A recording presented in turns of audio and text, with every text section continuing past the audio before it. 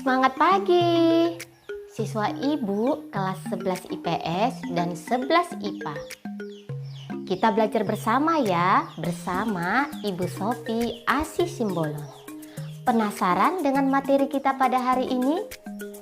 Kita belajar tentang ceramah. Pasti siswa ibu pernah mendengar ceramah. Di mana ya? Bisa kita lihat di televisi, di radio, atau di media sosial. Tujuan kita mempelajari ceramah ini, siswa ibu harus memahami apa itu ceramah, strukturnya, kaidahnya, serta siswa ibu harus mampu berceramah sesuai tema dan kondisi. Kita belajar ya. Penasaran dengan apa itu ceramah? Ternyata ceramah itu pembicaraan di depan umum yang berisi penyampaian informasi, pengetahuan, dan sebagainya. Apakah ceramah sama dengan khotbah dan juga pidato? Tentu tidak sama. Ceramah ini dia menyampaikan informasi dan pengetahuan. Sedangkan pidato dia juga memang menyampaikan informasi, tapi bersifat mempengaruhi atau persuasif dan bersifat yang mendorong. Sedangkan khotbah juga menyampaikan informasi atau pengetahuan, tapi bersifat keagamaan. Di mana letak persamaannya? Sama-sama ceramah dengan pidato dan khotbah sama-sama menyampaikan informasi di depan orang banyak. Ibu juga akan menyampaikan PowerPoint tentang ceramah pada slide berikutnya. Kita ikuti ya. Terima kasih. Kita lanjutkan kembali materi kita tentang ceramah. Berarti ceramah itu pembicaraan di depan umum yang berisi penyampaian suatu informasi, pengetahuan, dan sebagainya. Apakah sama ceramah, pidato, khotbah? Nah, kita lihat ya perbedaannya ceramah, khotbah, dan pidato. Kalau ceramah ini menyampaikan informasi dan pengetahuan kepada khalayak ramai. Sering kita lihat di televisi dan radio atau di tempat tertentu. Ceramah ini jenisnya ada 3. Ada ceramah rekreatif atau yang namanya menghibur yang menggunakan kata anekdot. Terdapat anekdot atau hal-hal yang lucu. Ada dia ceramah yang bersifat informatif, menyampaikan informasi dan pengetahuan. Ada dia ceramah persuasif, dan dia juga mengajak atau mempengaruhi, tergantung situasi dan konteks. Sedangkan khotbah, penyampaian pengetahuan tentang keagamaan. Kalau pidato, pembicaraan di depan umum yang cenderung bersifat persuasif atau mempengaruhi dan mengajak dorongan untuk berbuat sesuatu. Itulah pidato.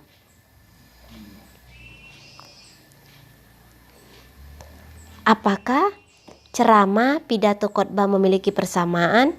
Tentu, sama-sama berisi informasi yang disampaikan di depan umum. Apa saja struktur teks ceramah? Strukturnya terdiri dari 3 bagian.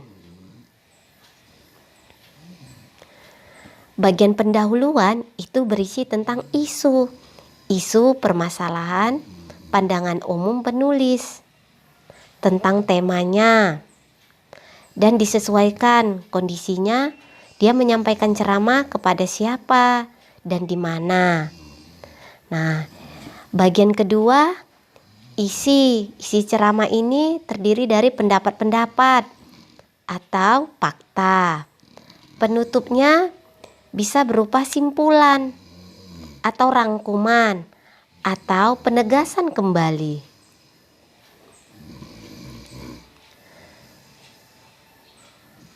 Apa saja kaidah bahasanya? Yang pertama, menggunakan kata ganti orang pertama dan kedua, yaitu saya, aku, dan kami, kita. Jika menunjukkan kelompok, teks ceramah sering menggunakan kata sapaan yang sering disampaikan pada orang banyak. Pernah mendengar kata hadirin, bapak-bapak, ibu-ibu, saudara-saudara? Nah, itulah beberapa sapaan ketika kita berceramah saat menyapa orang banyak. Kedua, menggunakan kata-kata teknis atau peristilahan sesuai dengan topik yang dibahas. Contohnya istilah sarkastis, eufemistis, dan lain-lain. Yang ketiga, menggunakan kata-kata yang menunjukkan hubungan sebab akibat. Misalnya, karena, akibatnya. Kata-kata yang menunjukkan hubungan temporal atau perbandingan dan pertentangan. Contohnya sebelum itu, kemudian, sebaliknya, namun, pada akhirnya, dan lain-lain. Yang keempat, menggunakan kata-kata kerja mental. Contohnya diharapkan, menyimpulkan, memprihatinkan, berpendapat, berasumsi. Nah, itu kata-kata kerja mental. Yang kelima, menggunakan kata-kata persuasif. Misalnya, hendaklah, sebaiknya, diharapkan, dan lain-lain. Ibu akan menampilkan kutipan tentang ceramah yang terdapat pendahuluan, isi, dan penutup. Yuk bersama-sama kita ya. Siswa ibu membaca di dalam hati. Pendahuluannya, pemilihan kata-kata oleh masyarakat akhir-akhir ini cenderung semakin menurun kesantunannya dibandingkan dengan zaman saya. Dahulu ketika kanak-kanak, nah kata saya, kata ganti orang pertama. Nah, itu sudah menunjukkan kaidah bahasa di dalam ceramah. Hal tersebut tampak pada ungkapan-ungkapan banyak kalangan. Nah, pada ungkapan-ungkapan. Nah, kata pada itu juga termasuk kaidah bahasa. Pada temporal. Dalam menyatakan pendapat dan perasaannya seperti ketika berdemonstrasi, rapat-rapat umum. Kata-kata mereka kasar atau sarkasme. Nah, kita perhatikan ada istilah-istilah di dalam ceramah. Peristilahan yaitu sarkasme, artinya kasar, menyerang, dan tentu saja hal itu sangat menggores hati yang menerimanya. Nah, di dalam ceramah berisi tentang isi. Nah, isi tadi kan berupa fakta boleh dan berupa pendapat juga boleh. Tergantung dengan tema yang kita sampaikan. Nah, isinya fenomena tersebut menunjukkan alasannya ada penurunan standar agama, moral, dan tata nilai yang berlaku dalam kehidupan masyarakat itu. Ketidaksantunan berkaitan pula dengan rendahnya penghayatan masyarakat terhadap budayanya, sebab kesantunan berbahasa itu tidak hanya berkaitan dengan ketepatan pemilihan kata ataupun kalimat. Kita perhatikan di bagian isi. Nah, ada yang berupa pendapat. Dan juga terdapat kaidah bahasa, yaitu kata sebab. Nah, hubungan sebab.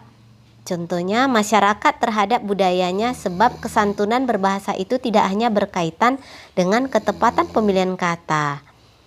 Penutup, kita perhatikan penutup. Penutup di dalam ceramah itu bisa dia menggunakan simpulan atau penegasan. Nah, berbahasa santun seharusnya sudah menjadi tradisi yang dimiliki setiap orang sejak kecil. Anak-anak perlu dididik dan dibina berbahasa santun. Apabila dibiarkan, tidak mustahil rasa kesantunan itu akan hilang, sehingga anak itu kemudian akan menjadi arogan, kasar, dan kering nilai-nilai etika dan agama. Tentu saja kondisi itu tidak diharapkan oleh orang tua dan masyarakat manapun. Nah, di dalam penutup tersebut terdapat ada kata seharusnya, diharapkan. Itu bisa dikatakan kata kerja mental atau persuasif. Nah, itu termasuk kaidah bahasa. Jadi, ibu harapkan kepada siswa ibu harus benar-benar ya memahami isi ceramah. Dan juga siswa ibu harus bisa berceramah sesuai dengan tema dan kondisi. Tetap semangat dan belajar, dan tidak boleh menyerah. Dan tetap optimis dan berpikiran positif. Terima kasih.